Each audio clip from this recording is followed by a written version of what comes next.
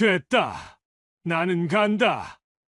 68 노인의 떨리는 손이 아들이 건넨 김밥 도시락을 받아들었습니다. 서울의 번쩍이는 고층 아파트를 뒤로하고 돌아선 그의 어깨가 축 처져 있었죠. 300만 원. 목숨을 살릴 수술비를 빌리러 왔다가 고작 김밥 도시락 하나만 들고 돌아가는 아버지의 뒷모습을 아들은 망연히 바라보기만 했습니다. 하지만 그 누구도 몰랐어요. 그 보잘것없어 보이는 도시락 속에 아들 부부가 목숨을 걸고 숨겨놓은 것이 무엇인지를 지금 사연 시작합니다. 새벽 4시 반. 강석주는 또다시 가슴을 부여잡고 잠에서 깼습니다. 식은땀이 등줄기를 타고 흘러내렸죠. 전북 임실의 외딴 시골집, 낡은 장롱에서 나는 나무 삐걱거리는 소리만이 정적을 깨뜨렸습니다. 석주는 떨리는 손으로 머리맡 물파스를 찾아 가슴팍에 발랐습니다. 차가운 감촉이 통증을 조금 가라앉혔지만 불안감은 사라지지 않았죠. 그는 힘겹게 몸을 일으켜 부엌으로 향했습니다. 싱크대 앞에 서서 찬물로 얼굴을 씻은 석주는 벽에 걸린 작은 거울을 들여다보았습니다. 68배 나이가 고스란히 드러난 주름진 얼굴, 움푹 들어간 두 눈, 그리고 뼈만 남은 듯한 광대뼈. 6개월 전보다 확실히 더 수척해진 모습이었죠. 휴, 또 시작이구나. 석주는 한숨을 내쉬며 밥솥을 열었습니다. 어제 저녁에 지어둔 밥이 딱딱하게 굳어 있었어요. 그는 찬밥 한 공기를 퍼서 고추장을 한 숟가락 올렸습니다. 뜨거운 물 한 컵을 부어 대충 비빈 후 식탁에 앉았죠. 텅 빈 맞은편 의자가 유독 눈에 들어왔습니다. 아내가 살아있을 때는 이 시간에도 따뜻한 국 한 그릇은 있었는데 석주는 고개를 돌려 거실 한쪽에 놓인 아내 영정 사진을 바라보았습니다. 여보, 나 오늘도 괜찮으니까 걱정 말어. 그는 물 한 잔을 따라 사진 앞에 놓고는 다시 식탁으로 돌아왔습니다. 찬밥을 한 숟가락 입에 넣었지만 목이 메어 넘기기가 힘들었죠. 창밖이 서서히 밝아오기 시작했습니다. 석주는 낡은 잠바를 걸치고 마당으로 나갔어요. 11월 초에 찬 공기가 폐 깊숙이 들어왔습니다. 그는 텃밭으로 향했죠. 상추와 배추가 아직 푸릇푸릇했지만 서리가 내리면 곧 시들 것이었습니다. 상추 몇 장을 뜯으려 몸을 숙이는 순간 또다시 가슴에서 날카로운 통증이 치고 올라왔습니다. 석주는 그 자리에 주저앉았어요. 한 손으로 가슴을 누르며 거친 숨을 몰아쉬었죠. 아, 통증은 1분 정도 계속되다가 서서히 가라앉았습니다. 석주는 떨리는 다리로 겨우 일어섰어요. 집으로 돌아온 그는 서랍장을 뒤져 진통제를 꺼냈습니다. 하지만 약통을 보며 망설였죠. 열 알 남은 약을 아껴야 했습니다. 결국 반 알만 삼켰어요. 거실벽에 걸린 달력이 눈에 들어왔습니다. 11월 8일에 빨간 동그라미가 그려져 있었죠. 병원 예약일이었습니다. 석주는 천천히 다가가 빨간 펜으로 그 동그라미를 지워버렸어요. 300만 원. 어디서 구한담? 그는 식탁 서랍에서 낡은 통장을 꺼냈습니다. 장고란에 적힌 숫자 150만 원. 이것이 그의 전 재산이었죠. 한우 10마리를 키우던 농장을 정리하고 빚을 갚고 나니 남은 것이 이것뿐이었습니다. 우편함을 확인하러 대문 밖으로 나간 석주는 전기요금 고지서를 발견했습니다. 봉투를 뜯어보니 2개월치가 밀려 있었어요. 38,000원. 그는 고지서를 주머니에 구겨 넣었죠. 마을 저편에서 개 짖는 소리가 들려왔습니다. 최할머니네 진돗개였어요. 석주는 그 집 굴뚝에서 연기가 피어오르는 것을 보며 부러운 마음이 들었습니다. 최할머니는 아들이 도시에서 잘 살고 있어 매달 용돈을 보내준다고 했죠. 우리 민재는 언제 전화 한번 하려나.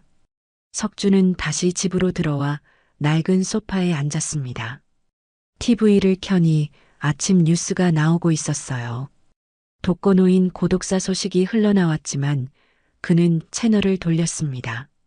탁자 위에 놓인 액자 속 아들 사진이 보였습니다. 서울의 번듯한 회사에 다니는 민재. 예쁜 아내와 귀여운 딸까지 있는 그의 아들. 하지만 3개월째 안부 전화 한 통 없었죠. 석주는 고민 끝에 휴대폰을 들었다가 다시 내려놓았습니다. 아들도 바쁠 것이었어요. 괜히 전화해서 걱정시킬 필요는 없었죠. 혼자서도 잘 살 수 있어. 그래, 잘 살 수 있다고. 그는 스스로에게 말했지만 목소리에는 확신이 없었습니다. 오전 9시가 되자 석주는 최할머니 집으로 향했습니다. 대문 앞에서 잠시 망설이던 그는 작은 기침을 하며 문을 두드렸죠. 할머니, 석준이에요. 곧 발소리가 들리더니 최할머니가 문을 열었습니다. 75의 나이에도 허리가 꼿꼿한 그녀는 석준을 보자 환하게 웃었어요. 아이고, 석준이 왔구먼. 들어와, 감입차라도 한잔하고 가. 석준은 신발을 벗으며 따뜻한 구들장 온기를 느꼈습니다. 최할머니네는 아직도 보일러를 켜고 있었죠. 부러웠지만 내색하지 않았습니다. 거실에 앉자 최할머니가 김이 모락모락 나는 찻잔을 내밀었어요. 석주는 감사하다는 인사와 함께 찻잔을 받아들었습니다. 뜨거운 차가 목구멍을 타고 내려가자 몸이 조금 풀리는 것 같았죠. 우리 영감 일주기가 다음 주더라고. 최할머니가 갑작스럽게 말문을 열었습니다. 석주는 찻잔을 내려놓으며 그녀의 얼굴을 바라보았어요. 작년 이맘때 최할아버지가 심장마비로 돌아가신 것이 떠올랐습니다. 벌써 1년이 됐네요. 그 양반도 석준이처럼 가슴 아프다고 했는데 병원 갈 돈 아깝다고 버티다가 그렇게 됐지. 내가 그때 억지로라도 끌고 갔어야 했는데. 최할머니의 눈가가 촉촉해졌습니다. 석주는 가슴이 철렁 내려앉았어요. 자신의 모습이 겹쳐 보였기 때문이었죠. 자식들은 다 소용없어. 결국 혼자야, 혼자. 최할머니가 한숨을 쉬며 말을 이었습니다. 그녀의 아들은 대전에서 사업을 하고 있었지만 아버지 장례식 이후로는 얼굴을 비추지 않았죠. 그래도 할머니는 아들이 용돈이라도 보내주잖아요. 석준이 조심스럽게 말했습니다. 최할머니는 씁쓸하게 웃었어요. 한 달에 10만 원 보내주는 게 뭐 그리 대단하다고. 그것도 며느리가 챙겨서 보내는 거지. 그 녀석이 신경이나 쓰겠어? 그녀는 벽에 걸린 가족 사진을 가리켰습니다. 젊은 시절에 최할아버지와 함께 찍은 사진이었죠. 석준이는 그래도 민재가 잘 되지 않았어? 서울에서 좋은 회사 다닌다며. 네, 뭐. 바쁘겠죠. 석준은 대답을 얼버무렸습니다. 3개월째 연락이 없다는 말은 차마 꺼낼 수 없었어요. 자식들도 다 제 앞가림하느라 바빠. 부모 생각할 겨를이 어디 있겠어. 최할머니의 말에 석준은 고개를 끄덕였습니다. 하지만 마음 한구석에서는 아니라고 우리 민재는 다르다고 외치고 있었죠. 차를 다 마신 석준이 자리에서 일어서려 하자 최할머니가 붙잡았습니다. 잠깐만, 내가 어제 장에서 산 고구마가 있는데 좀 가져가. 아니에요, 괜찮습니다. 석준이 손사래를 쳤지만 최할머니는 이미 부엌으로 향하고 있었어요. 잠시 후 비닐봉지에 고구마 5개를 담아왔습니다. 혼자 사는 사람끼리 이렇게라도 나눠 먹어야지. 석준은 감사하다는 말과 함께 고구마를 받았습니다. 묵직한 무게가 왠지 위로가 되었죠. 집으로 돌아오는 길, 석준은 마을회관 앞을 지나갔습니다. 안에서 노인들의 웃음소리가 들려왔어요. 화투를 치고 있는 모양이었죠. 평소 같으면 들어가서 한판 끼었을 텐데 오늘은 그럴 기분이 아니었습니다. 박씨 아저씨, 뒤에서 이장이 불렀습니다. 석주는 걸음을 멈추고 돌아보았어요. 60 초반의 이장은 트럭에서 내리며 다가왔습니다. 오늘 안색이 안 좋아 보이는데 어디 아파요? 아니에요. 그냥 좀 피곤해서. 병원은 가봤어요? 요즘 보건소에서 무료 검진도 해준다는데. 이장의 걱정스러운 눈빛에 석주는 억지로 미소를 지었습니다. 괜찮아요. 그냥 나이 들어서 그런 거겠죠. 그래도 건강은 미리미리 챙겨야 해요. 박씨 아저씨는 그나마 아들이라도 있으니 다행이지. 이장의 말에 석주는 아무 대답도 하지 못했습니다. 그저 고개만 끄덕이고는 발걸음을 재촉했죠. 집에 돌아온 석주는 최 할머니가 준 고구마를 쪄먹었습니다. 달콤한 맛이 입안에 퍼졌지만 마음은 여전히 쓰기만 했어요. 최 할머니의 말이 계속 머릿속을 맴돌았습니다. 자식은 다 소용없다. 결국 혼자다. 그 말이 틀렸다고 믿고 싶었지만 3개월째 울리지 않는 전화가 그 말을 증명하는 것 같았습니다. 다음 날 아침 석주는 읍내 병원으로 향했습니다. 일주일 전에 받았던 검사 결과를 듣기 위해서였죠. 버스를 기다리는 30분 동안 그는 주머니 속 진통제를 만지작거렸습니다. 이제 8알만 남았어요. 병원 대기실은 노인들로 가득했습니다. 석주는 구석 자리에 앉아 번호표를 들여다보았죠. 23번. 아직 15명이나 더 기다려야 했습니다. 강석주님, 23번 강석주님. 1시간 반이 지나서야 그의 이름이 호명되었습니다. 석주는 떨리는 다리로 진료실로 들어갔어요. 40대 중반으로 보이는 의사가 컴퓨터 화면을 보며 인상을 찌푸리고 있었죠. 협심증이 꽤 진행됐네요. 관상동맥이 70% 이상 막혀 있습니다. 의사의 말에 석주는 숨이 막히는 것 같았습니다. 예상은 했지만 막상 확진을 받으니 다리에 힘이 빠졌어요. 당장 스텐트 시술을 받으셔야 합니다. 이대로 두면 심근경색으로 이어질 수 있어요. 그게 비용이 얼마나 되나요? 석준이 간신히 물었습니다. 의사는 잠시 계산기를 두드리더니 종이에 숫자를 적어 보였어요. 기본 시술비가 250만 원, 검사비랑 입원비 포함하면 300만 원 정도 예상하시면 됩니다. 석준의 얼굴이 창백해졌습니다. 의사는 그런 그를 안타깝게 바라보았죠. 건강보험 적용받으시면 부담이 줄어들 텐데. 혹시 의료급여 대상자이신가요? 아니요, 그건 아닙니다. 석주는 고개를 저었습니다. 한우 농장을 운영했을 때의 재산이 아직 기준을 넘어서 의료급여는 받을 수 없었죠. 진료실을 나온 석주는 병원 로비 의자에 주저앉았습니다. 손에 든 처방전과 수술 동의서가 천근만근처럼 무거웠어요. 수술 날짜를 일주일 후로 잡아놨지만 그때까지 돈을 마련할 방법이 없었습니다. 병원 주차장에서 석주는 숨겨둔 소주병을 꺼냈습니다. 아침부터 술을 마시는 것은 처음이었지만 오늘만큼은 견딜 수가 없었어요. 뜨거운 액체가 목구멍을 타고 내려가자 조금 진정이 되는 것 같았죠. 집으로 돌아온 석주는 안방 장롱 깊숙한 곳에서 낡은 금고를 꺼냈습니다. 삐걱거리는 소리와 함께 문이 열리자 그 안에 초라한 내용물이 드러났어요. 통장 2개와 도장, 그리고 안에 유품 몇 가지가 전부였죠. 농협 통장을 펼쳐보니 150만 원이 고스란히 찍혀 있었습니다. 우체국 적금 통장에는 30만 원, 합쳐도 180만 원이었죠. 120만 원이 모자랐습니다. 석주는 아내의 유품 상자를 열었습니다.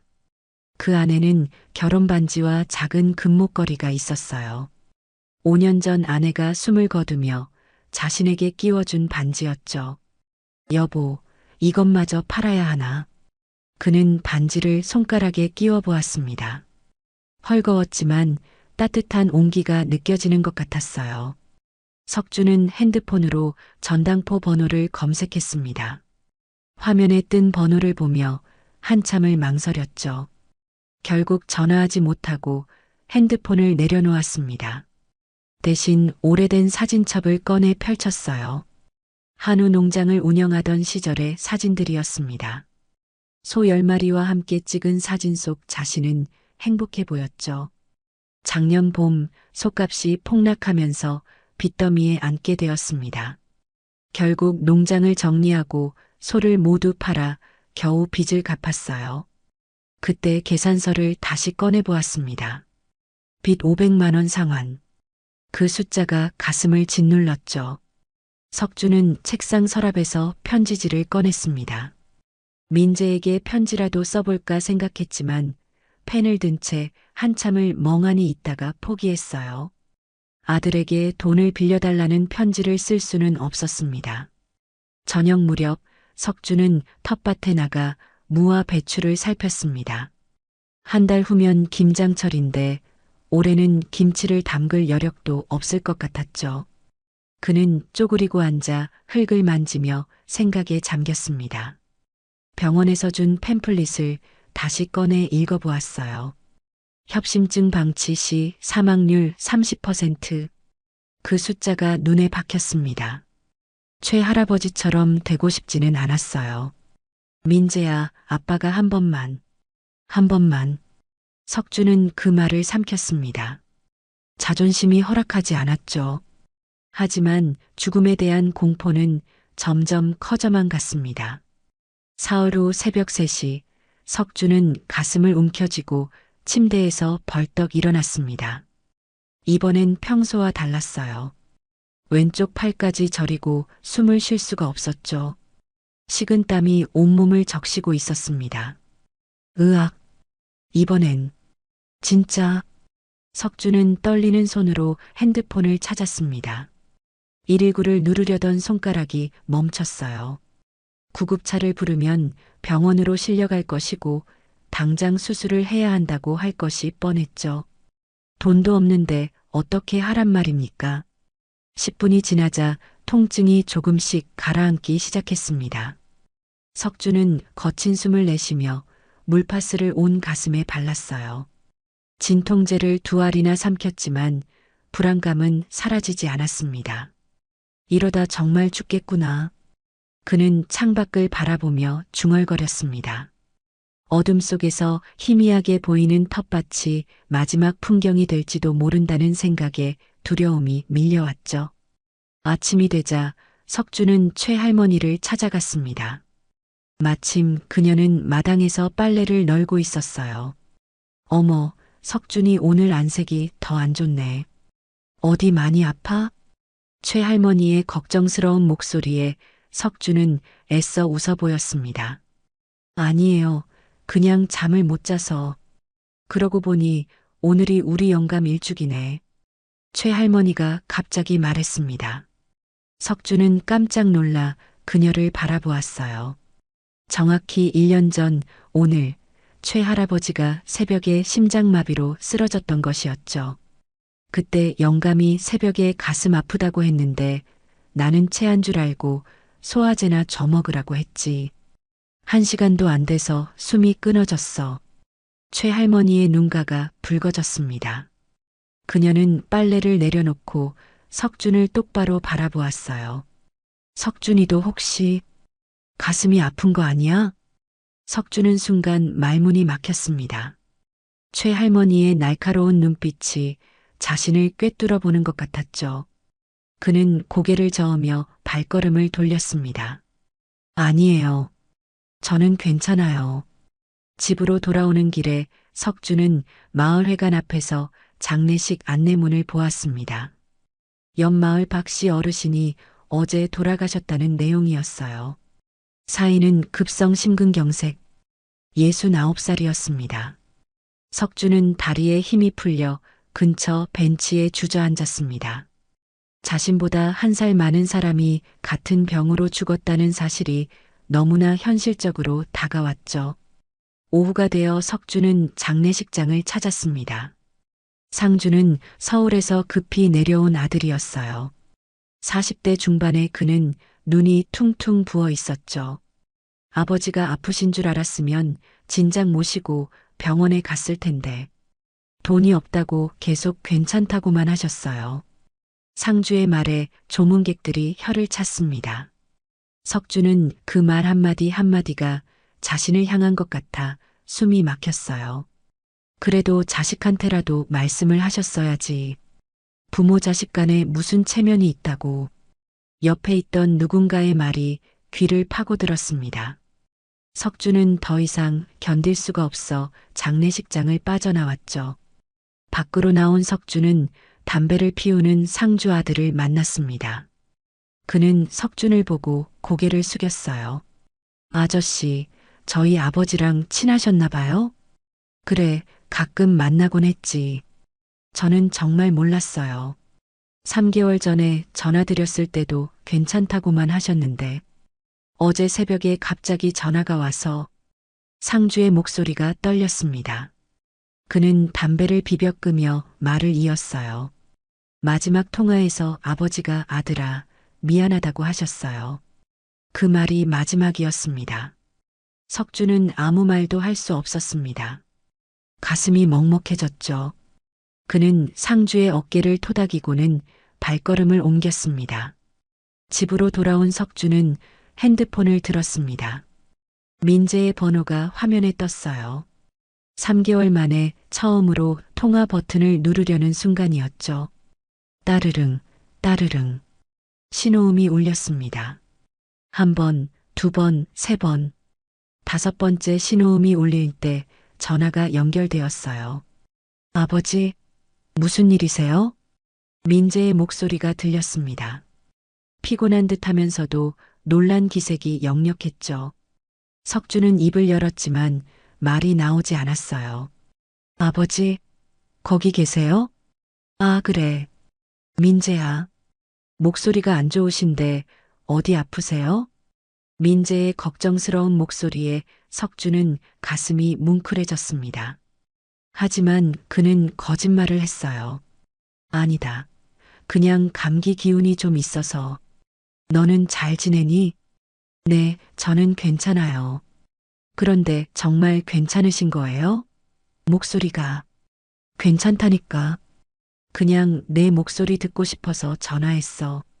잠시 침묵이 흘렀습니다. 민재가 무언가 말하려는 듯 했지만 석준이 먼저 말을 이었어요. 바쁘지?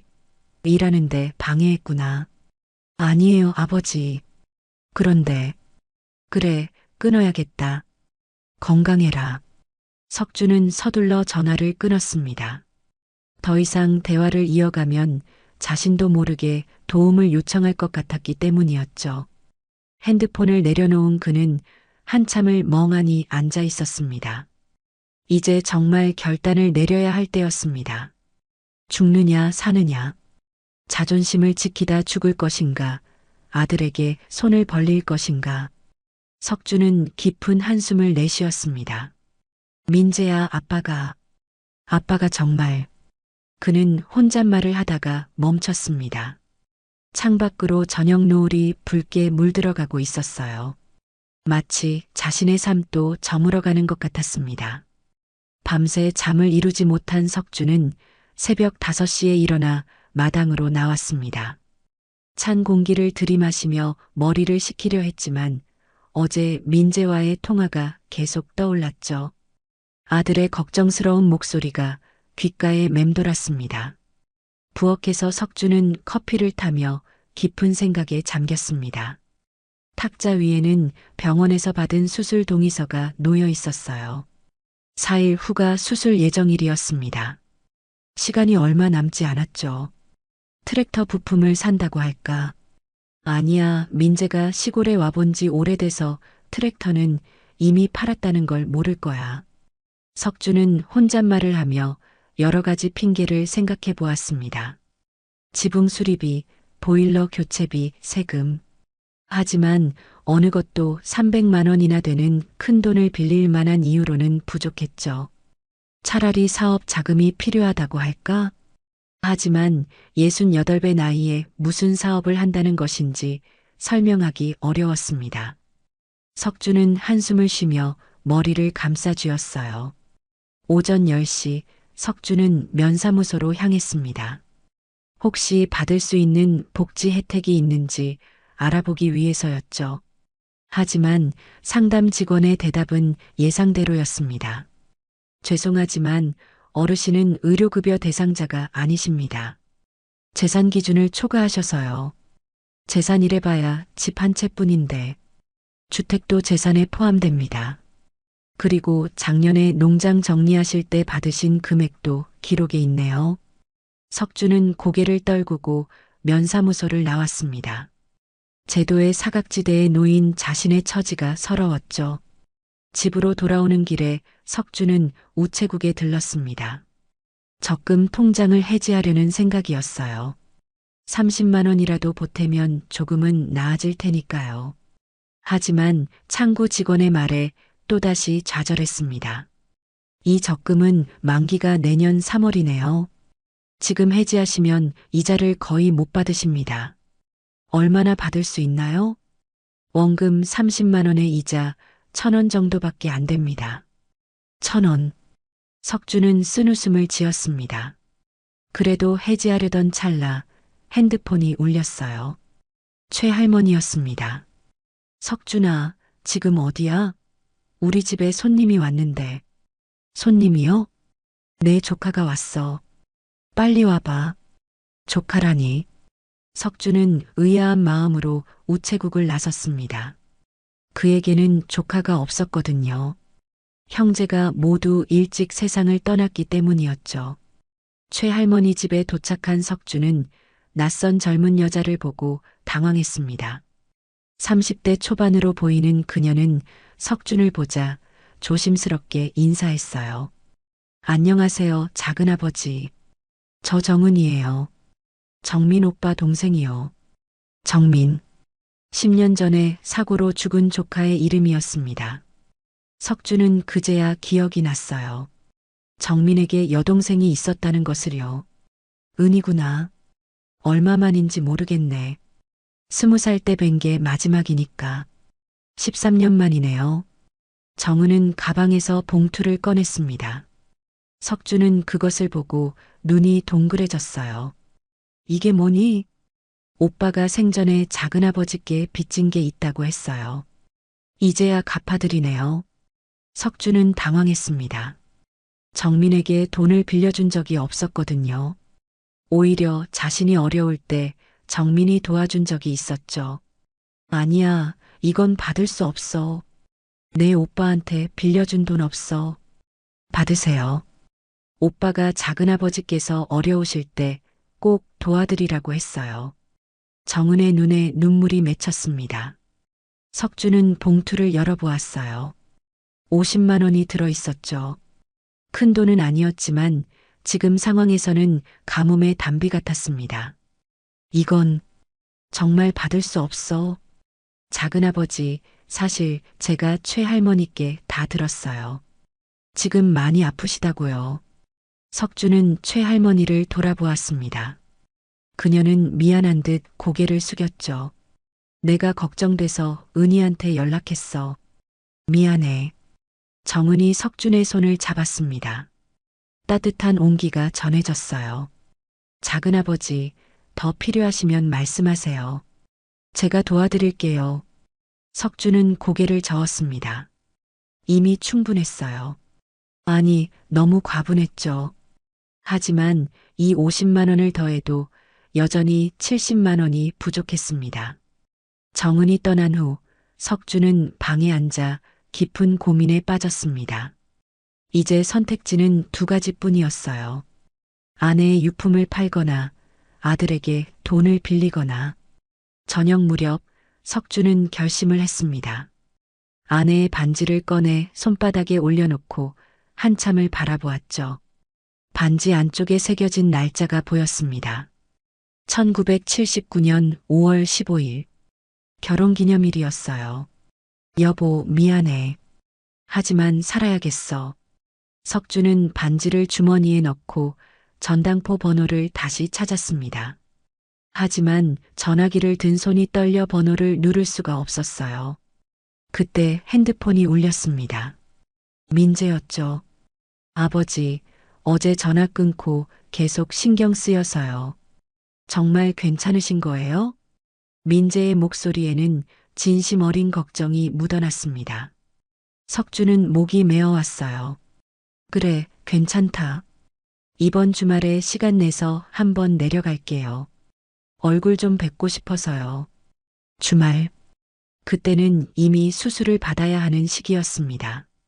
석주는 당황했어요. 아니야, 올 필요 없어.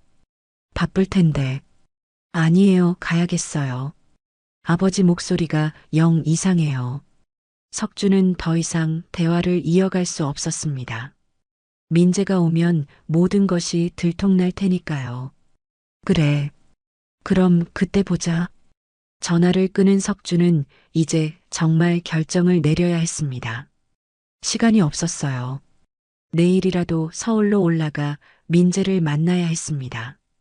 돈을 빌리러 간다는 것이 자존심 상하는 일이었지만 더 이상 미룰 수는 없었죠. 석주는 오래된 가방을 꺼내 옷을 챙기기 시작했습니다. 가장 좋은 옷을 골랐어요. 10년 전 민재가 사준 낡은 정장이었지만 그나마 가장 번듯한 옷이었죠. 다음 날 새벽 4시 석주는 이미 일어나 준비를 마친 상태였습니다. 낡은 정장을 입고 거울 앞에 섰죠. 넥타이를 매려다가 포기했어요. 오히려 더 어색해 보일 것 같았거든요. 가방에는 텃밭에서 캔 고구마 10개와 사과 5개를 넣었습니다.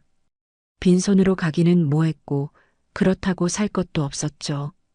주머니에는 230만 원이 든 봉투를 넣었어요. 혹시 민재가 의심할까봐 가져가기로 한 것이었습니다. 트랙터 부품값 300만 원인데 230만 원은 있어. 70만 원만 부족해. 석주는 거울을 보며 연습했습니다. 목소리가 떨리지 않도록 몇 번이나 반복했죠. 하지만 아무리 연습해도 자연스럽지 않았어요.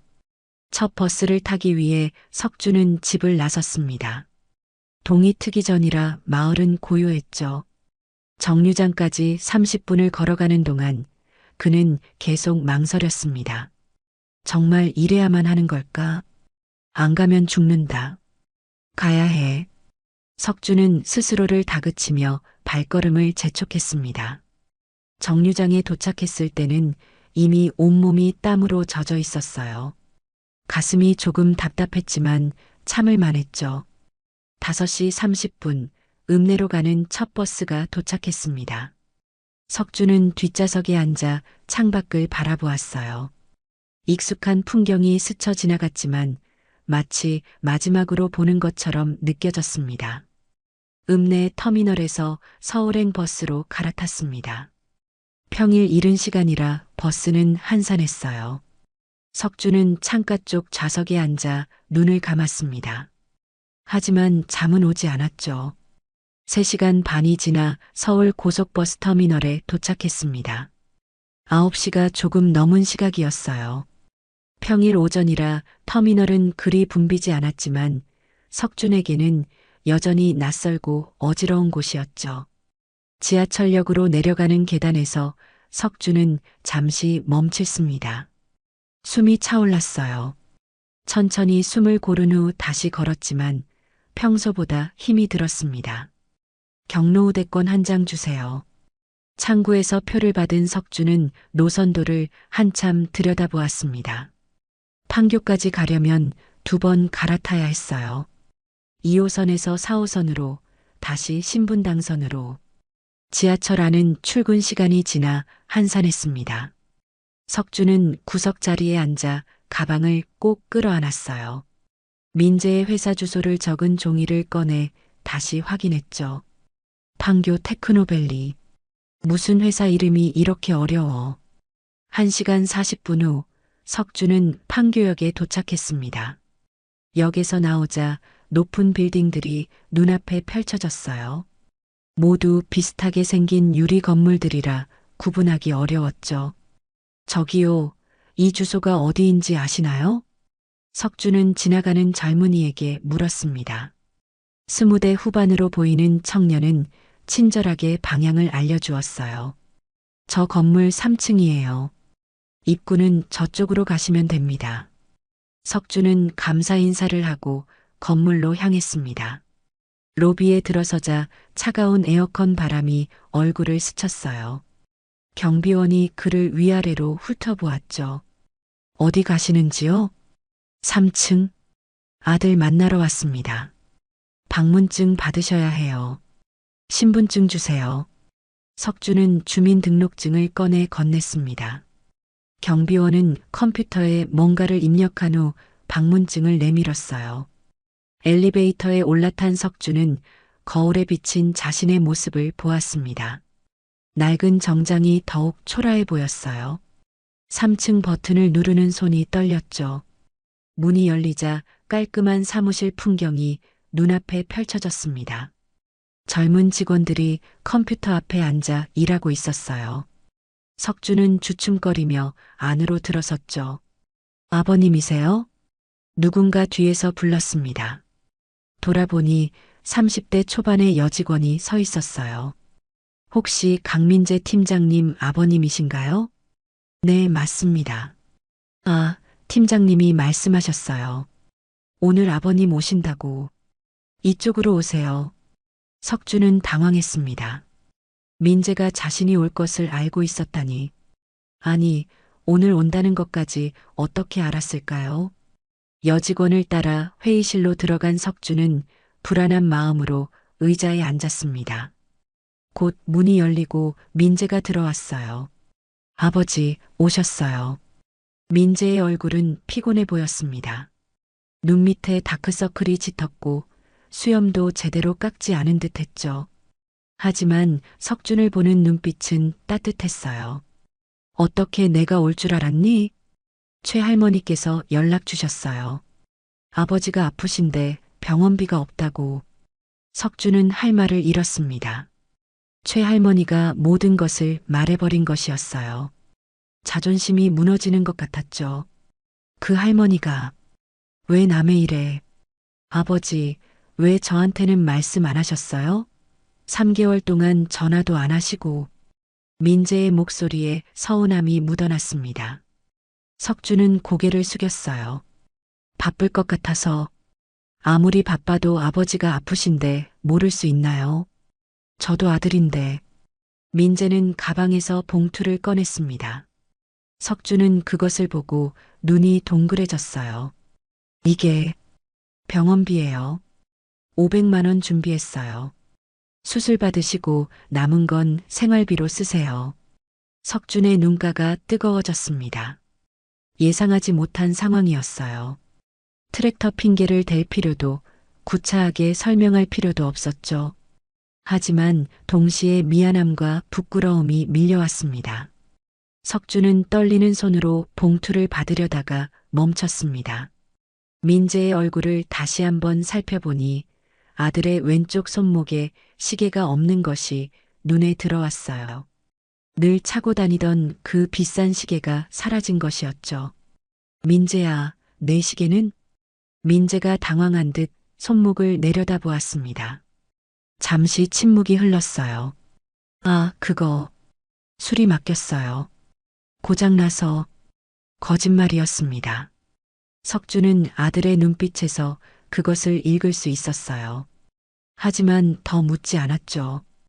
회의실 문이 열리고 한 여성이 들어왔습니다. 30대 중반으로 보이는 그녀는 조심스럽게 인사했어요. 아버님, 안녕하세요. 저는 하은이에요. 민재 씨 아내입니다. 석주는 깜짝 놀랐습니다. 며느리를 처음 만나는 순간이었죠. 사진으로만 봤던 그녀가 실제로 눈앞에 있었어요. 아, 네.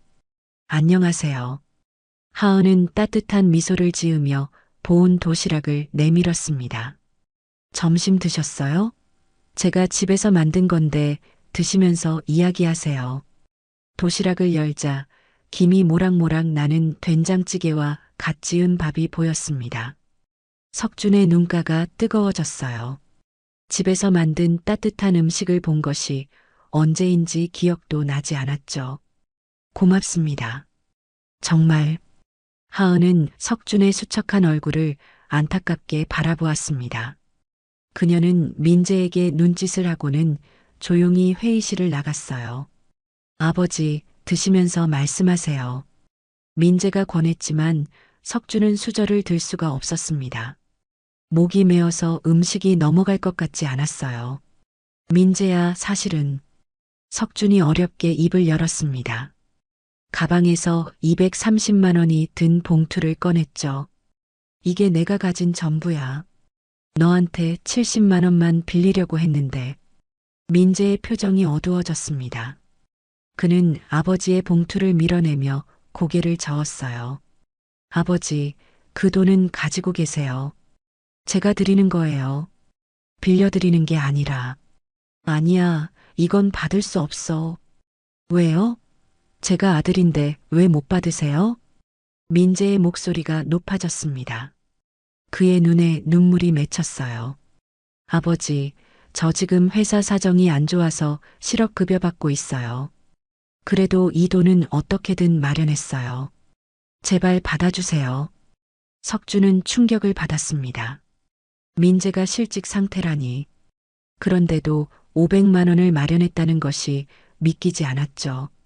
바로 그때 하은이 다시 들어왔습니다. 그녀의 손에는 작은 봉투가 하나 더 있었어요. 아버님, 이것도 보태주세요. 봉투를 열어보니 100만 원이 더 들어 있었습니다. 석주는 놀라서 하은을 바라보았죠. 이건 어떻게? 제가 번역 일을 하고 있어요. 이번에 받은 성급금이에요. 아버님 건강이 더 중요하니까요. 석주는 더 이상 참을 수가 없었습니다. 눈물이 주르륵 흘러내렸어요. 처음 보는 며느리가 형편이 어려운 상황에서도 이렇게 도와주려 한다는 것이 너무나 감사했죠. 미안하다. 정말 미안해. 민재가 아버지의 손을 잡았습니다. 따뜻한 온기가 전해졌어요. 아버지, 미안해하지 마세요. 저희가 더 미안해요. 3개월이나 연락도 안 드리고. 점심시간이 끝나갈 무렵 민재가 일어섰습니다. 아버지, 오늘은 저희 집에서 주무시고 가세요. 아니야, 나는 오늘 돌아가야 해. 왜요? 서연이도 할아버지 보고 싶어 해요.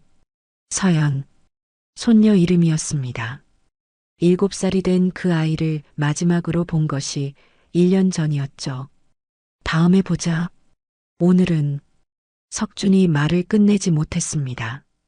사실 며느리와 손녀를 만날 용기가 없었어요. 이런 초라한 모습으로 말이죠.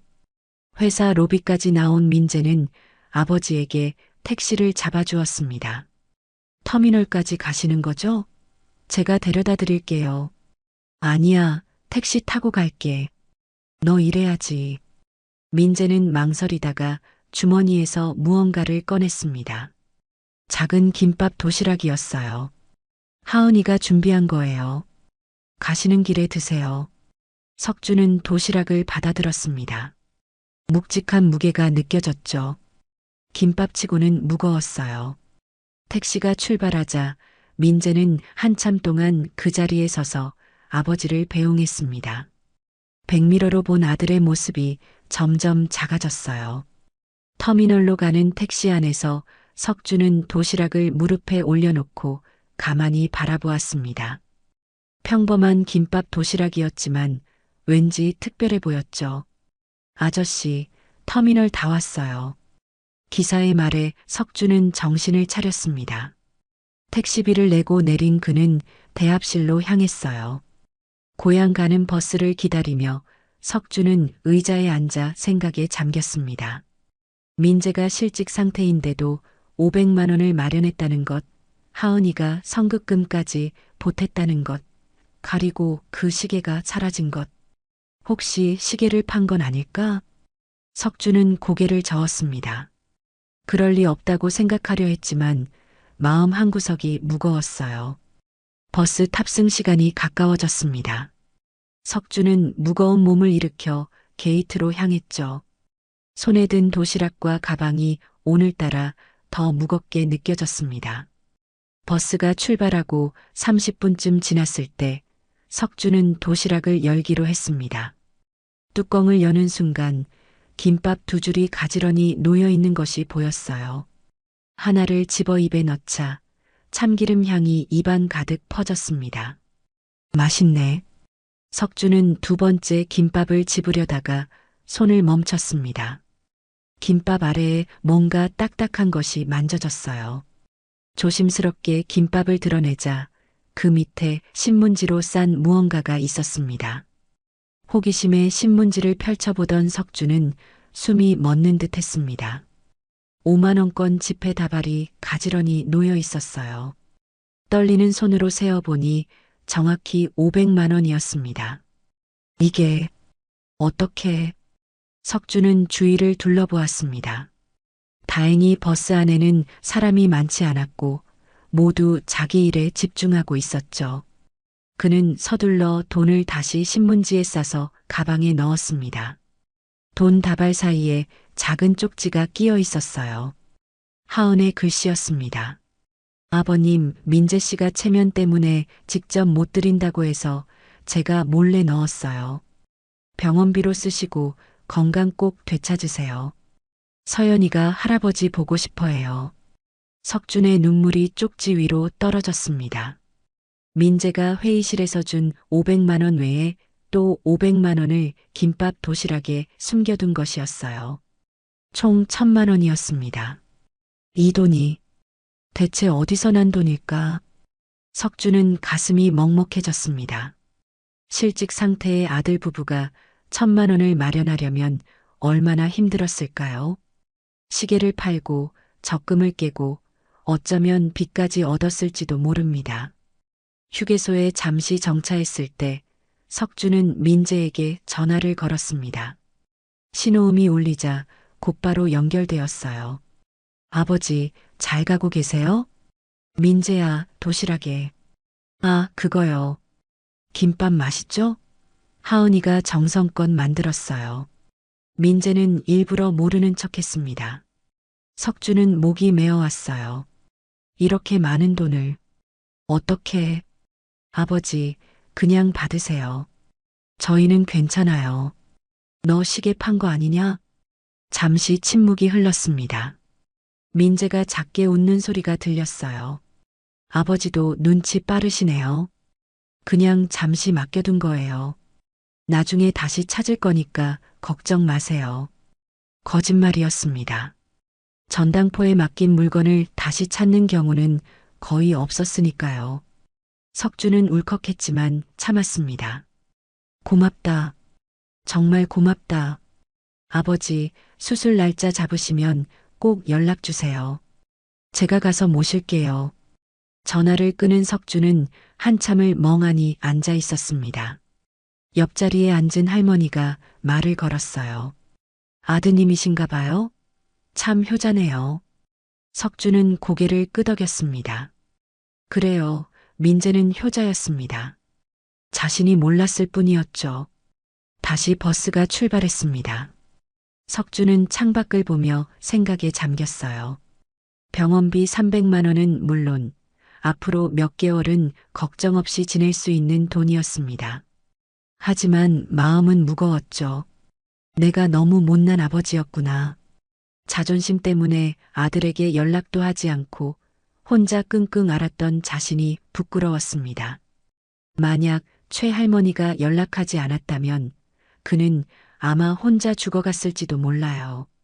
저녁 6시 버스는 읍내 터미널에 도착했습니다. 석주는 무거운 가방을 들고 내렸어요. 집까지 가는 마을 버스는 이미 끊긴 시간이었죠. 택시 타야겠네. 평소라면 아까워서 걸어갔을 텐데 오늘은 택시를 탔습니다. 돈이 생겼다는 안도감보다는 피곤함이 더 컸어요. 택시가 마을 어귀에 도착했을 때 해가 지고 있었습니다. 붉은 노을이 온 마을을 물들이고 있었죠. 석주는 택시비를 내고 천천히 집으로 걸어갔습니다. 대문을 열고 들어서니 최할머니가 마당에 서 있었어요. 어머, 벌써 왔어? 잘 다녀왔어? 할머니가 왜 여기? 걱정되어서 와봤지. 민재 만났어? 석주는 고개를 끄덕였습니다. 그리고 최할머니에게 다가가 손을 잡았어요. 고맙습니다. 할머니가 연락 안 해주셨으면 뭘 그런 걸 가지고 이웃끼리 당연한 거지. 최할머니는 멋쩍게 웃으며 손을 뿌리쳤습니다. 하지만 그녀의 눈가도 촉촉해져 있었죠. 집에 들어온 석주는 가방에서 돈 봉투를 꺼내 금고에 넣었습니다. 1,000만 원. 평생 이렇게 많은 돈을 한 번에 가져본 적이 없었어요. 하지만 이상하게도 마음이 편하지 않았습니다. 침대에 누운 석주는 천장을 바라보았습니다. 내일 병원에 가서 수술 날짜를 다시 잡아야 했어요. 이제 돈 걱정은 없었지만 새로운 걱정이 생겼습니다. 아들 부부가 자신 때문에 겪을 고생이 눈앞에 선했죠. 빨리 건강해져서 이 은혜를 갚아야겠다.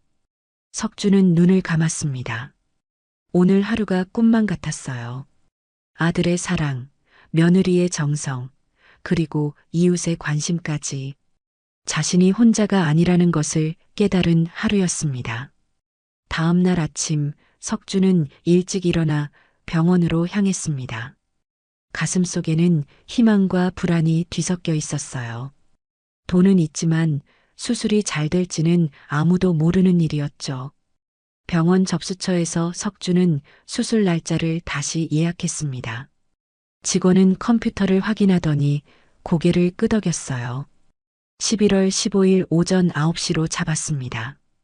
14일에 입원하셔야 해요. 이틀 후였습니다. 석주는 수술 동의서에 서명하며 손이 떨렸어요. 이제 정말 현실이 되는 것이었죠. 수술비는 선납하셔야 합니다. 350만 원입니다. 네, 300만 원이라고 하지 않으셨나요? 기본 수술비는 300만 원인데 추가 검사비가 있어서요. 석주는 한숨을 쉬었습니다.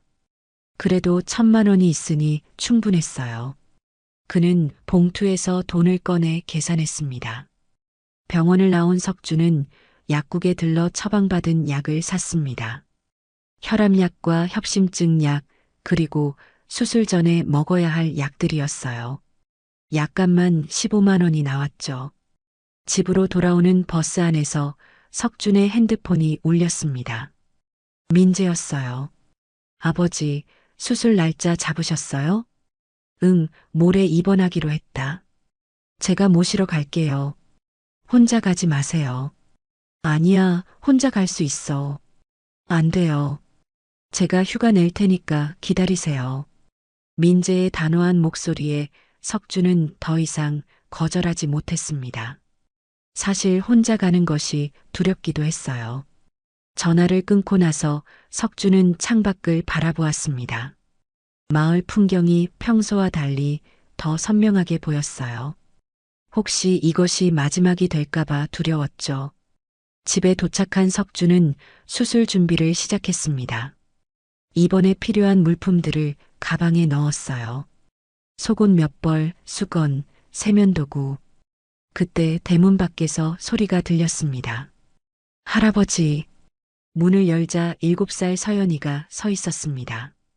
그 뒤에는 하은이 미소를 짓고 있었어요. 서연아. 하은 씨도. 아버님, 민재 씨가 회사에 있어서 제가 먼저 왔어요.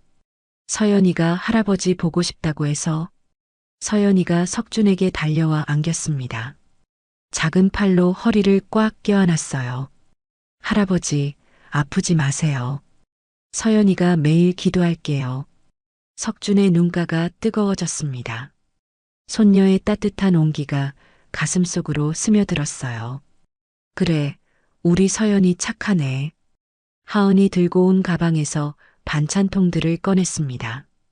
김치, 나물, 조림 등 여러 가지가 있었어요. 수술하고 나면 당분간 요리하기 힘드실 테니까 미리 만들어 왔어요. 이렇게까지 정말 고마워요. 석주는 며느리를 바라보며 미안한 마음이 들었습니다. 처음 만난 지 얼마 되지도 않았는데 이렇게 잘해주니 면목이 없었죠. 저녁을 함께 먹으며 석주는 오랜만에 가족의 온기를 느꼈습니다. 서연이는 유치원에서 있었던 일들을 제잘제잘 이야기했어요. 할아버지, 저 이번에 상 받았어요. 그림 그리기 대회에서요. 정말 우리 서연이 대단하네. 할아버지 얼굴 그렸는데 선생님이 잘 그렸대요. 서연이가 가방에서 그림을 꺼냈습니다. 서툴지만 정성스럽게 그린 할아버지 얼굴이었어요. 석주는 그림을 받아들고 한참을 바라보았습니다. 이거 할아버지가 소중히 간직할게.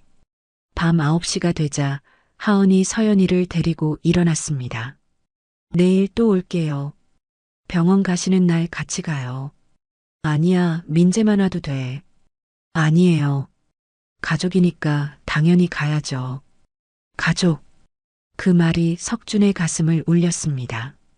며느리가 자신을 가족으로 받아들여준다는 것이 감사했어요. 혼자 남은 석준은 서연이가 준 그림을 벽에 붙였습니다. 삐뚤삐뚤한 선으로 그려진 자신의 얼굴이 왠지 행복해 보였어요. 침대에 누운 석준은 천장을 바라보며 생각했습니다.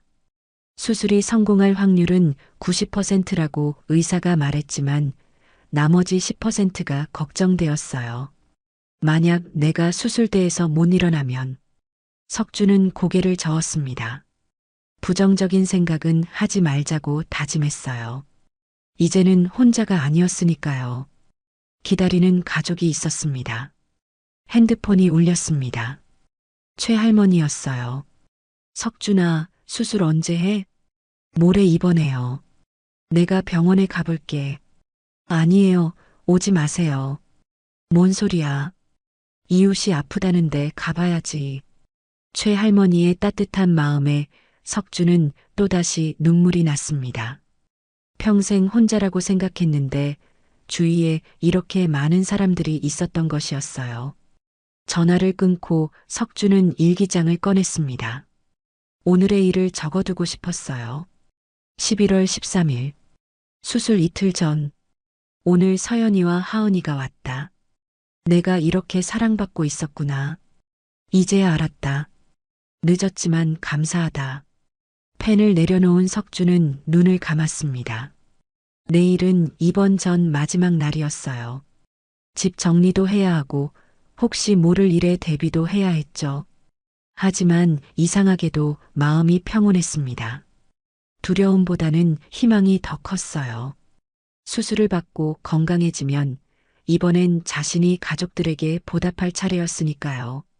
11월 14일 아침, 입원 당일이었습니다. 석준은 새벽 5시에 일어나 집안을 정리했어요. 혹시 모를 일에 대비해 중요한 서류들을 한 곳에 모아두었죠. 6시 반, 대문 밖에서 자동차 소리가 들렸습니다. 민재가 도착한 것이었어요. 석준은 가방을 들고 밖으로 나갔습니다. 아버지, 준비되셨어요? 민재의 얼굴이 평소보다 더 수척해 보였습니다. 밤새 잠을 못 잔 듯 했어요. 뒷좌석에는 하은과 서연이가 앉아 있었죠. 차가 출발하려는 순간 최할머니가 급히 달려왔습니다. 잠깐만, 이거 가져가. 최할머니는 작은 부적을 석준의 손에 쥐어주었어요. 절에서 받아온 것이라고 했죠. 꼭 수술 잘 되실 거야. 기다릴게. 석준은 부적을 꼭 쥐고 고개를 끄덕였습니다. 차가 마을을 빠져나가는 동안 그는 뒤를 돌아보았어요. 익숙한 풍경이 멀어져 갔죠. 1시간 반 후 병원에 도착했습니다. 입원 수속을 밟는 동안 석준의 가슴이 점점 빨리 뛰기 시작했어요. 이제 정말 시작이었습니다. 병실은 4인실이었습니다. 다른 환자 3명이 이미 입원해 있었어요. 모두 심장 수술을 앞둔 사람들이었죠. 어르신은 몇 시에 수술하세요? 옆 침대에 50대 남자가 물었습니다. 내일 아침 9시요. 저는 오후 2시예요. 첫 수술이신가요? 석준이 고개를 끄덕이자 남자가 씁쓸하게 웃었어요. 저는 두 번째예요. 첫 번째 때 스텐트가 제대로 안 들어가서. 그 말에 석준의 얼굴이 창백해졌습니다. 수술이 실패할 수도 있다는 생각이 현실로 다가왔어요. 오후에 의사가 회진을 왔습니다. 젊은 의사는 차트를 보며 설명했어요. 내일 수술 전에 추가 검사를 하나 더 해야 할 것 같습니다. 추가 검사요? 네, 심장 초음파 결과가 좀 애매해서요. 혹시 다른 문제가 있는지 확인해야 합니다. 석준의 불안감이 커졌습니다. 다른 문제라니 설마 더 심각한 병이 있는 건 아닐까요? 저녁 6시 면회 시간이 되자 민재 가족이 다시 왔습니다. 서연이는 색종이로 만든 학을 들고 있었어요. 할아버지, 이거 제가 만들었어요. 병실에 걸어두면 빨리 나으실 거예요. 석준은 학을 받아 침대 옆에 걸었습니다. 알록달록한 색깔이 삭막한 병실을 조금 밝게 만들어 주었죠. 민재가 조용히 말했습니다. 아버지, 혹시 수술 전에 하고 싶으신 말씀 있으세요? 그 말의 의미를 알기에 석준은 가슴이 먹먹해졌습니다. 유언을 하라는 것처럼 들렸어요. 아니다. 수술 끝나고 할 말 많으니까. 하지만 속으로는 불안했습니다. 정말 수술이 끝나고 눈을 뜰 수 있을까요? 면회가 끝나고 가족들이 돌아간 후 석준은 창밖을 바라보았습니다. 병원 아래로 도시의 불빛이 반짝이고 있었어요. 여보, 나 내일 수술해. 잘 될 거지? 석준은 아내의 사진을 꺼내 속삭였습니다. 사진 속 아내는 여전히 미소 짓고 있었죠. 밤 9시 간호사가 들어왔습니다. 내일 수술이시니까 오늘 밤 12시부터는 금식하셔야 해요. 네, 알겠습니다. 간호사가 나간 후 옆 침대의 환자가 말했어요. 저도 작년에 수술 받을 때 무서웠는데 생각보다 괜찮더라고요. 하지만 그의 목소리에도 불안이 묻어났습니다. 두 번째 수술이라는 것이 그를 더 두렵게 만드는 것 같았어요. 석준은 핸드폰을 꺼내 민재에게 문자를 보냈습니다. 아들아, 고맙다. 사랑한다. 짧은 문자였지만 하고 싶은 말을 모두 담았습니다. 혹시 내일 못 깨어나면 이것이 마지막 인사가 될지도 몰랐으니까요. 곧 답장이 왔습니다. 아버지, 내일 수술 잘 되실 거예요. 저희가 기다리고 있을게요. 저도 사랑해요. 석준의 눈물이 핸드폰 화면에 떨어졌습니다. 이제야 아들과 제대로 소통하게 된 것이 아쉬웠어요. 새벽 2시 석준은 잠에서 깼습니다. 가슴이 답답했어요. 수술 전 긴장 때문인지 아니면 병 때문인지 알 수 없었죠. 복도에서 누군가의 울음소리가 들렸습니다. 어디선가 환자가 위급한 상태인 것 같았어요. 의료진이 뛰어다니는 발소리가 복도를 울렸죠. 석준은 두려웠습니다. 저것이 내일 자신의 모습이 될 수도 있었으니까요. 그는 최 할머니가 준 부적을 꺼내 가슴에 품었습니다. 제발 살게 해주세요. 간절한 기도였습니다. 아직 하지 못한 일들이 너무 많았어요. 손녀가 초등학교 들어가는 것도 봐야 하고 민재에게 제대로 된 아버지 노릇도 해야 했죠. 새벽 5시 간호사가 들어와 수술 준비를 시작했습니다. 수술복으로 갈아입고 팔에 링거를 꽂았어요. 긴장하지 마세요. 우리 병원 최고의 의사 선생님이 집도하십니다. 간호사의 위로에도 석준의 손은 계속 떨렸습니다. 죽음의 그림자가 점점 가까이 다가오는 것 같았어요. 11월 15일 오전 8시 수술 1시간 전이었습니다. 석준은 이동 침대에 누워 수술실로 향하고 있었어요. 천장의 형광등이 빠르게 지나갔죠. 수술실 앞 대기실에 민재 가족이 기다리고 있었습니다. 서연이는 울먹이는 얼굴로 할아버지 손을 잡았어요. 할아버지, 꼭 건강하게 나오세요. 그래, 우리 서연이 울지 마. 석준이 손녀의 머리를 쓰다듬자 서연이는 더 큰 소리로 울음을 터뜨렸습니다. 하은이 서둘러 아이를 안아달랬어요. 민재가 아버지의 손을 꼭 잡았습니다. 그의 손은 차갑게 떨리고 있었죠. 아버지, 수술 잘 될 거예요. 저희가 여기서 기다릴게요. 석준은 아들의 얼굴을 바라보았습니다. 하고 싶은 말이 많았지만 목이 메어 아무 말도 나오지 않았어요. 수술실 문이 열리고 간호사가 나왔습니다. 들어가셔야 합니다. 가족들과의 작별 시간이 끝났습니다. 석준은 마지막으로 가족들을 둘러보았어요. 이것이 정말 마지막이 될 수도 있다는 생각에 가슴이 찢어질 듯 아팠죠. 수술실 안은 차갑고 밝았습니다. 의료진들이 분주하게 움직이고 있었어요. 석준은 수술대로 옮겨졌습니다. 강석준님 맞으시죠? 지금부터 마취를 시작하겠습니다. 마취가 의사가 말했습니다. 석준은 고개를 끄덕였어요. 산소 마스크가 얼굴에 씌워졌죠. 열부터 거꾸로 세어보세요. 19, 8, 7. 의식이 흐려지기 시작했습니다. 마지막으로 떠오른 것은 아내의 얼굴이었어요. 그리고 완전한 어둠이 찾아왔습니다. 수술이 시작된 지 2시간이 지났습니다. 대기실에서 민재는 초조하게 발을 동동 구르고 있었어요. 하은은 서연이를 안고 의자에 앉아 있었죠. 왜 이렇게 오래 걸리는 거지? 민재가 중얼거렸습니다. 원래 1시간 반이면 끝난다고 했는데 이미 그 시간을 넘겼어요. 바로 그때 수술실 문이 열리고 의사가 나왔습니다. 얼굴 표정이 심각했어요. 보호자분이신가요? 네, 저는 아들입니다. 아버지가 어떻게 되셨나요? 의사는 잠시 망설이다가 입을 열었습니다. 수술 중에 예상치 못한 합병증이 발생했습니다. 민재의 얼굴이 새하얗게 변했습니다. 하은도 벌떡 일어났어요. 합병증이요? 무슨? 스텐트를 삽입하는 과정에서 혈관이 일부 손상되었습니다. 지금 지혈 중인데 상황이 좀 위험합니다. 민재의 다리에 힘이 풀렸습니다. 그는 벽을 짚고 겨우 서 있었어요.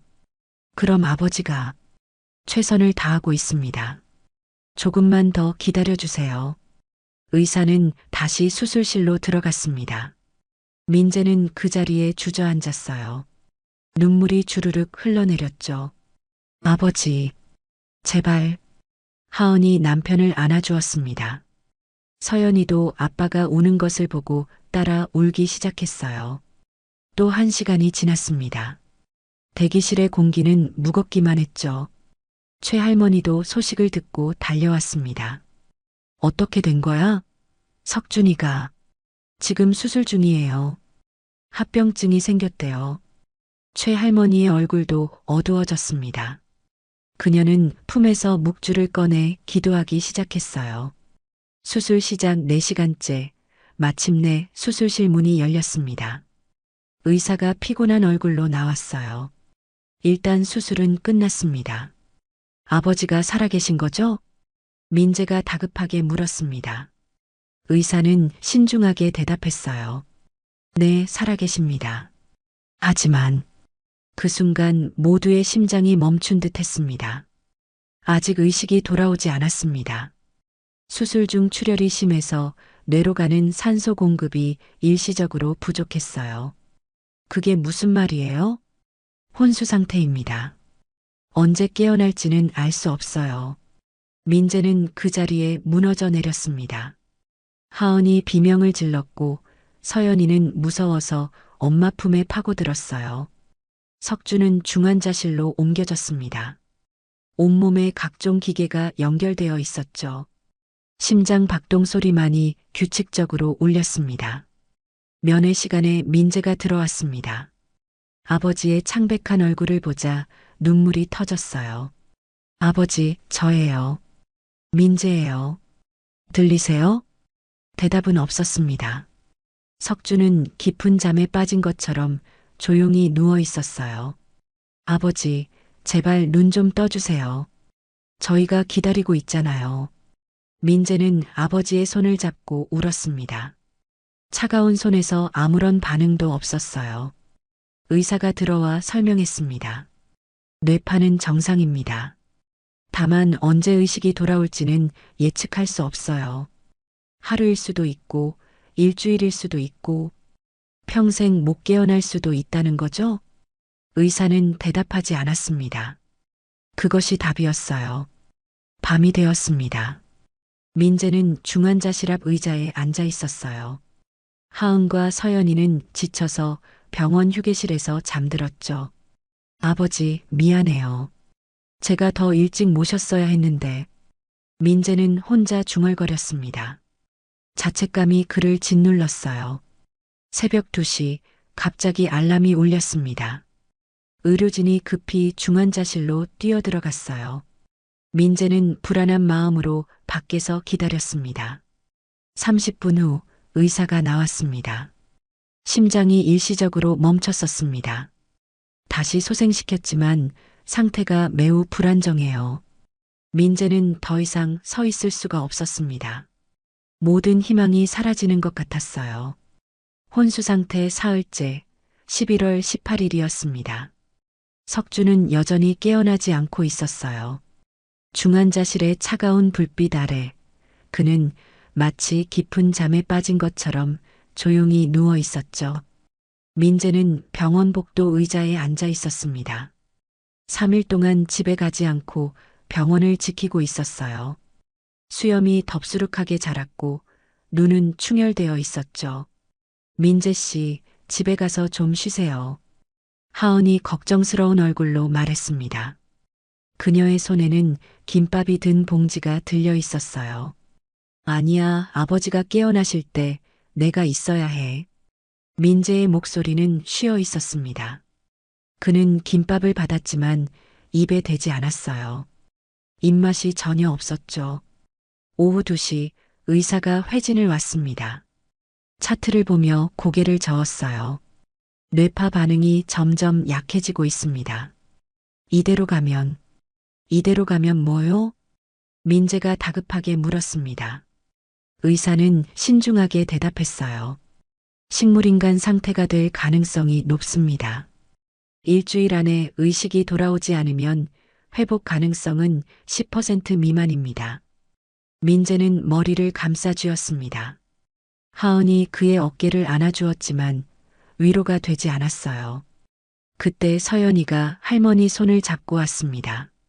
최할머니였어요. 할아버지 언제 일어나요? 서연이의 순진한 질문에 모두가 침묵했습니다. 최할머니가 아이를 안아 올렸어요. 곧 일어나실 거야. 우리가 기도하면 돼. 하지만 최할머니의 눈에도 눈물이 맺혀 있었습니다. 저녁 6시 면회 시간이 되었습니다. 민재는 중환자실로 들어갔어요. 석준의 얼굴은 더욱 창백해져 있었죠. 아버지, 오늘도 왔어요. 민재는 아버지 손을 잡고 말했습니다. 차가운 손이 아무런 반응이 없었어요. 서연이가 유치원에서 상 받았대요. 할아버지 그림 그려서요. 깨어나시면 보여드릴게요. 일방적인 대화였습니다. 대답 없는 아버지를 보며 민재는 절망감에 빠졌어요. 아버지, 제가 잘못했어요. 3개월이나 연락 안 드리고 더 자주 찾아뵀어야 했는데. 민재의 눈물이 아버지 손등에 떨어졌습니다. 제발 눈 좀 떠주세요. 한 번만이라도. 그때 간호사가 들어왔습니다. 면회 시간 끝났습니다. 민재는 억지로 일어났습니다. 문을 나서려는 순간 뒤를 한 번 더 돌아보았어요. 아버지는 여전히 움직이지 않았죠. 밤 10시 병원 휴게실에서 민재는 혼자 앉아 있었습니다. 핸드폰을 꺼내 아버지와 찍은 옛 사진들을 보았어요. 10년 전 사진이었습니다. 한우 농장에서 찍은 것이었죠. 아버지는 소 옆에서 환하게 웃고 있었어요. 그때는 건강하셨는데. 민재는 사진을 보며 흐느꼈습니다. 자신이 너무 늦었다는 자책감이 그를 괴롭혔어요. 새벽 3시, 민재는 병원 옥상으로 올라갔습니다. 차가운 바람이 얼굴을 스쳤어요. 도시의 불빛이 아래로 펼쳐져 있었죠. 하느님, 부처님, 누구든 좋으니 제발 아버지 좀 살려주세요.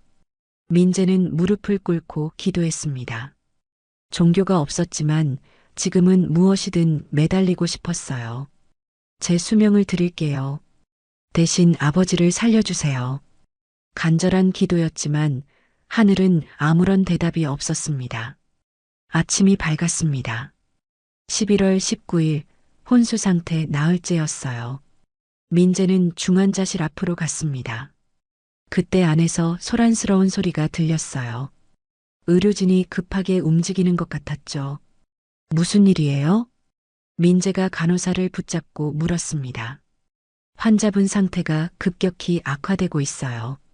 민재의 심장이 멈춘 듯 했습니다. 그는 유리창 너머로 아버지를 보려 했지만 의료진에 가려 보이지 않았어요. 30분 후 의사가 나왔습니다. 표정이 매우 심각했어요. 혈압이 계속 떨어지고 있습니다. 신장 기능도 악화되고 있어요.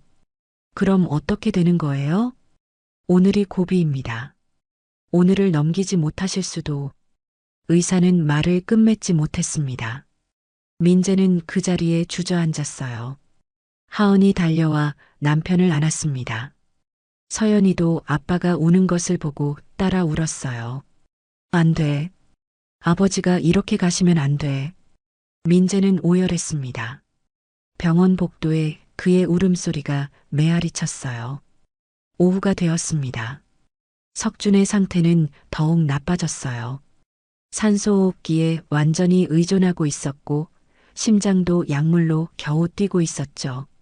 민재는 마지막 일지도 모르는 면회를 갔습니다. 아버지 곁에 앉아 손을 잡았어요. 아버지, 저 민재예요. 들리세요? 여전히 대답은 없었습니다. 아버지, 사랑해요. 정말 사랑해요. 한 번도 제대로 말 못했는데 민재의 눈물이 멈추지 않았습니다. 그때 석준의 손가락이 아주 미세하게 움직인 것 같았어요. 하지만 그것이 진짜인지 환상인지 알 수 없었죠. 11월 19일 저녁 6시 석준의 심장이 또다시 멈췄습니다. 알람이 요란하게 울리고 의료진이 달려왔어요. 민재는 유리창 밖에서 그 광경을 지켜볼 수밖에 없었죠. 제발, 제발. 민재는 두 손을 모으고 기도했습니다. 하은도 서연이를 꼭 안고 눈을 감았어요. 10분이 지나자 알람 소리가 멈췄습니다. 의사가 지친 얼굴로 나왔어요. 다시 소생했습니다. 하지만 이제 한계입니다. 한계라니요? 더 이상 약물로 버티기 어려워요. 오늘 밤이 고비입니다. 민재는 무너질 것 같았지만 갑자기 강한 의지가 솟아올랐습니다. 저기, 제가 아버지 곁에 있으면 안 될까요? 마지막 일지도 모르는데. 의사는 잠시 고민하다가 고개를 끄덕였습니다. 특별히 허락하겠습니다. 대신 방해가 되지 않게 조용히 계셔야 해요. 밤 8시 민재는 중환자실 안으로 들어갔습니다. 석준 곁 의자에 앉아 아버지의 손을 잡았어요. 아버지, 저 여기 있을게요. 혼자 두지 않을게요. 민재는 아버지 손을 자신의 뺨에 대었습니다.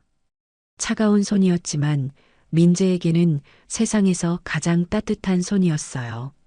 아버지가 저 어릴 때 자전거 태워주던 거 기억나요? 넘어질까봐 뒤에서 계속 잡아주셨잖아요. 민재는 옛 추억을 하나하나 꺼내기 시작했습니다. 초등학교 입학식 때도 아버지가 제 손 꼭 잡고 학교까지 데려다 주셨죠. 울지 말라고 사탕도 사주시고. 석주는 여전히 반응이 없었지만 민재는 계속 말했습니다. 제가 대학 합격했을 때 아버지가 우셨던 것도 기억해요. 남자가 우는 게 아니라고 하시면서도 눈물 훔치셨잖아요. 그때였습니다. 석준의 눈꺼풀이 미세하게 떨린 것 같았어요. 민재는 숨을 멈추고 아버지를 바라보았죠. 아버지, 들리세요? 다시 침묵이 흘렀습니다. 하지만 민재는 포기하지 않았어요. 서연이가 할아버지 보고 싶어 해요. 할아버지랑 연 날리기 하고 싶대요. 민재는 주머니에서 서연이가 그린 그림을 꺼냈습니다. 할아버지와 손녀가 손잡고 있는 그림이었어요. 이거 보세요. 서연이가 그렸어요. 할아버지 얼굴이 참 잘생겼죠? 민재가 그림을 아버지 손에 대었습니다. 그 순간 기적이 일어났어요. 석준의 손가락이 확실하게 움직였습니다. 그림을 잡으려는 듯한 움직임이었죠. 아버지, 민재가 소리쳤습니다. 간호사가 달려왔어요. 환자가 반응을 보여요. 의사 선생님 불러주세요. 곧 의료진이 몰려왔습니다. 검사를 시작했죠. 의사는 놀란 표정을 지었어요. 뇌파가 활성화되고 있습니다. 의식이 돌아오는 것 같아요. 민재는 믿을 수 없었습니다. 눈물이 쏟아졌어요. 밤 11시 석준의 눈꺼풀이 천천히 열렸습니다. 흐릿한 시야에 아들의 얼굴이 보였어요. 아주 작은 목소리였지만 분명히 아들의 이름을 부른 것이었습니다. 아버지, 정신 드세요? 저예요, 민재예요. 석준은 아들을 바라보며 희미하게 미소 지었습니다. 그리고 떨리는 손을 들어 민재의 뺨을 만졌어요. 미안하다. 아니에요, 아버지. 미안할 것 없어요. 이제 괜찮아요. 민재는 아버지의 손을 잡고 울었습니다. 기쁨의 눈물이었어요. 새벽 1시 석준은 완전히 의식을 회복했습니다. 아직 말하기는 힘들었지만 고개를 끄덕이며 의사소통이 가능했어요. 하은과 서연이도 중환자실로 들어왔습니다. 서연이는 할아버지를 보자 환하게 웃었어요. 할아버지, 일어나셨어요. 석준은 손녀를 보며 눈물을 흘렸습니다. 살아있다는 것이, 가족을 다시 볼 수 있다는 것이 너무나 감사했어요. 의사가 설명했습니다. 기적이라고밖에 할 수 없어요. 의학적으로 설명이 안 됩니다. 가족의 사랑이 기적을 만든 것 같네요. 최할머니도 소식을 듣고 달려왔습니다. 석준을 보자 그녀도 울음을 터뜨렸어요. 이 영감탱이 겁을 얼마나 줬는지 알아? 석준은 미안한 듯 눈을 감았다가 떴습니다. 말은 못해도 감사한 마음이 전해졌어요.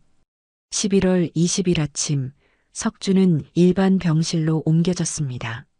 아직 완전히 회복된 것은 아니었지만 위험한 고비는 넘긴 것이었어요. 민재는 아버지 곁을 떠나지 않았습니다. 아버지, 이제 저희가 곁에서 모실게요. 다시는 혼자 두지 않을 거예요. 석준은 아들의 손을 꼭 잡았습니다. 죽음의 문턱에서 돌아온 그에게 가족이 얼마나 소중한지 새삼 깨달았어요. 창밖으로 햇살이 들어왔습니다. 새로운 시작을 알리는 따뜻한 빛이었죠. 일반 병실로 옮긴 지 사흘째인 11월 23일, 석준은 많이 회복되어 있었습니다.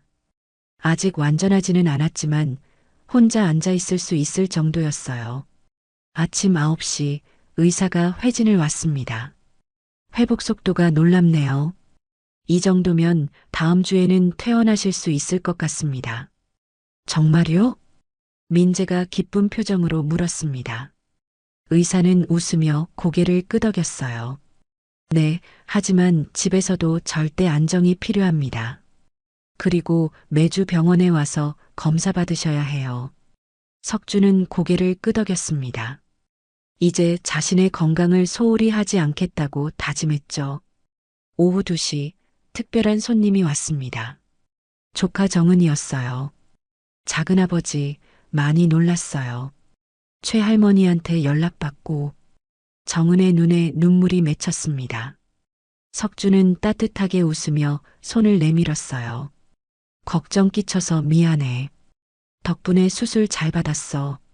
정은이 준 50만 원도 큰 도움이 되었던 것을 석주는 잊지 않았습니다. 그때 병실 문이 열리고 뜻밖의 사람이 들어왔습니다. 민재의 회사 동료였어요. 팀장님, 아버님 많이 좋아지셨다고 들었습니다. 그는 과일 바구니를 내밀며 말했습니다. 사실 저희도 다 알고 있었어요. 팀장님이 아버님 병원비 때문에 시계도 파시고. 민재가 당황하며 동료를 말렸지만 석주는 이미 다 들었습니다. 그리고 이거 회사 직원들이 모은 거예요. 동료는 봉투를 내밀었습니다. 민재가 받으려 하자 석준이 먼저 받았어요. 고맙습니다. 정말. 석준의 목소리가 떨렸습니다. 아들이 자신을 위해 얼마나 희생했는지, 그리고 주변 사람들이 얼마나 도와줬는지 알게 되었어요. 저녁 무렵 하은이 집에서 만든 죽을 가져왔습니다. 석주는 한 숟가락 떠먹으며 눈물을 흘렸어요. 왜 그러세요, 아버님? 아니야. 그냥 너무 맛있어서. 사실은 가족의 정이 너무 감사해서였습니다. 혼자라고 생각했던 자신에게 이렇게 많은 사람들이 있었다는 것이 놀라웠어요. 밤 8시 면회 시간이 끝나갈 무렵 석준이 민재를 불렀습니다. 민재야, 아빠가 할 말이 있어. 오랜만에 아빠라고 부르니 민재의 눈이 커졌습니다. 네, 아버지. 내가 너무 늦게 깨달았어. 자존심 때문에 너한테 연락도 안 하고. 미안하다. 아버지. 그리고 고맙다. 내가 없었으면 나는 이미. 석주는 말을 끝맺지 못했습니다. 민재가 아버지 손을 꼭 잡았어요. 이제 그런 말씀하지 마세요. 앞으로 잘 지내면 되죠.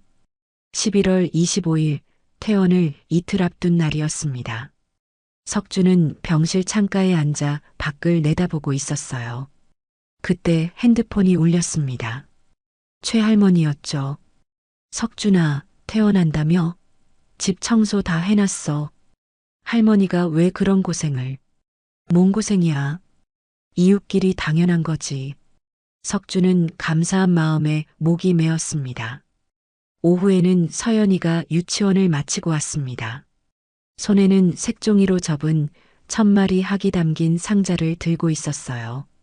할아버지, 이거 제가 다 접었어요. 할아버지 빨리 나으시라고. 석주는 손녀를 품에 안았습니다. 작은 아이의 정성이 가슴을 뭉클하게 했어요. 우리 서연이가 할아버지를 살렸구나. 서연이가 해맑게 웃었습니다. 그 웃음이 석준에게는 세상 무엇보다 소중했어요. 11월 27일, 드디어 퇴원 날이었습니다. 석준은 병원복을 벗고 민재가 가져온 새 옷으로 갈아입었어요. 이게 뭐니? 아버지 퇴원 선물이에요. 하은이가 골랐어요. 따뜻한 니트 스웨터였습니다.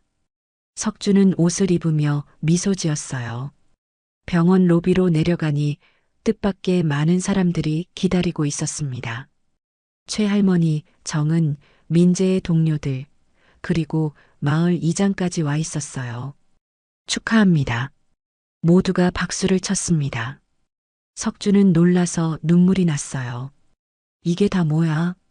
아버님 퇴원 축하 파티예요. 하은이 케이크를 들고 나타났습니다. 이번엔 진짜 케이크였죠. 석주는 모인 사람들을 둘러보았습니다. 가족, 친척, 이웃, 그리고 처음 보는 사람들까지 모두가 자신의 회복을 기뻐해주고 있었어요. 감사합니다. 정말 감사합니다. 석주는 깊이 인사했습니다. 차를 타고 집으로 가는 길, 석주는 창밖을 보며 생각했습니다. 죽음의 문턱까지 갔다가 돌아온 자신에게 주어진 새로운 삶을 어떻게 살아야 할지. 아버지, 무슨 생각하세요? 민재가 백미러로 아버지를 보며 물었습니다. 그냥 앞으로 잘 살아야겠다고. 어떻게요? 석주는 미소 지었습니다. 너희들이랑 함께. 이제 혼자가 아니니까. 그 말에 차 안의 모든 가족이 환하게 웃었습니다. 서연이는 할아버지 손을 꼭 잡았어요. 집에 도착한 석주는 깨끗하게 정리된 집안을 보고 또 한 번 놀랐습니다. 새 이불, 새 그릇들, 그리고 곳곳에 놓인 화분들. 이게 다 동네 분들이 다 도와주셨어요. 민재가 설명했습니다. 석주는 방으로 들어가 침대에 앉았습니다. 벽에는 서연이가 그린 그림과 1000마리 학이 걸려 있었어요. 이제 시작이었습니다. 새로운 삶의 시작. 퇴원한 지 일주일이 지난 12월 4일 아침, 석주는 새벽 5시에 눈을 떴습니다. 예전처럼 가슴 통증 때문이 아니었어요. 그저 오랜 습관이었죠. 부엌으로 나가니 따뜻한 국 냄새가 났습니다. 민재와 하은이 어제 저녁에 만들어 놓고 간 것이었어요. 이제 매주 주말마다 그들이 내려와 함께 시간을 보내고 있었죠. 석주는 국을 데우며 창밖을 바라보았습니다. 텃밭에는 서리가 내려 있었지만 봄에 심을 씨앗들을 생각하니 마음이 설렜어요. 여보, 나 이제 괜찮아. 석주는 아내 사진에 물 한 잔을 올리며 말했습니다. 예전과 달리 이제는 진짜 괜찮다는 확신이 있었어요. 아침 9시 최 할머니가 찾아왔습니다. 손에는 김치가 담긴 통을 들고 있었죠. 어제 담근 거야. 맛 좀 봐. 두 사람은 마루에 앉아 차를 마셨습니다. 예전과 같은 풍경이었지만 석준의 마음은 완전히 달랐어요. 할머니, 고마워요. 그때 민재한테 연락해 주셔서 뭘 또 그런 얘기를. 당연한 거지. 최 할머니는 손사래를 쳤지만 얼굴에는 뿌듯한 미소가 번졌습니다. 오후 2시 석주는 병원에 정기 검진을 받으러 갔습니다. 민재가 운전해서 데려다 주었어요. 아버지, 저 잠시 회사에 들렀다 올게요. 1시간이면 돼요. 그래, 천천히 다녀와. 민재는 이제 새로운 회사에 취직했습니다. 작은 회사였지만 가족과 더 많은 시간을 보낼 수 있는 곳이었죠. 검사 결과는 양호했습니다. 의사는 만족스러운 표정을 지었어요. 정말 잘 회복되셨네요. 이 정도면 일상생활에 전혀 지장 없습니다. 운동도 할 수 있을까요? 가벼운 산책 정도는 괜찮아요. 무리만 하지 마세요. 석주는 안도의 한숨을 쉬었습니다. 이제 정말 새 삶을 시작할 수 있었어요. 병원을 나오니 민재가 기다리고 있었습니다. 차 뒷좌석에는 서연이가 앉아 있었어요. 할아버지, 유치원 끝나고 왔어요. 서연이는 할아버지를 보자 환하게 웃었습니다. 석주는 손녀의 머리를 쓰다듬었어요. 우리 서연이 오늘 뭐 배웠어? 오늘 크리스마스 카드 만들었어요. 할아버지 것도 만들었는데 비밀이에요. 석주는 웃으며 손녀를 안았습니다. 이런 평범한 일상이 얼마나 소중한지 이제야 알게 되었어요. 집으로 돌아오는 길에 민재가 말했습니다. 아버지, 하은이가 제안한 건데요. 이번 크리스마스는 다 같이 보내요. 저희 집에서요. 그래도 되겠니? 당연하죠. 아버지도 가족인데요. 가족. 그 말이 석준의 가슴을 따뜻하게 했습니다. 저녁 6시 석준은 마당에서 연탄을 갈고 있었습니다. 예전처럼 혼자가 아니었어요. 민재가 옆에서 도와주고 있었죠. 아버지, 내년 봄에는 포도나무 심어요. 하은이가 포도 좋아해요.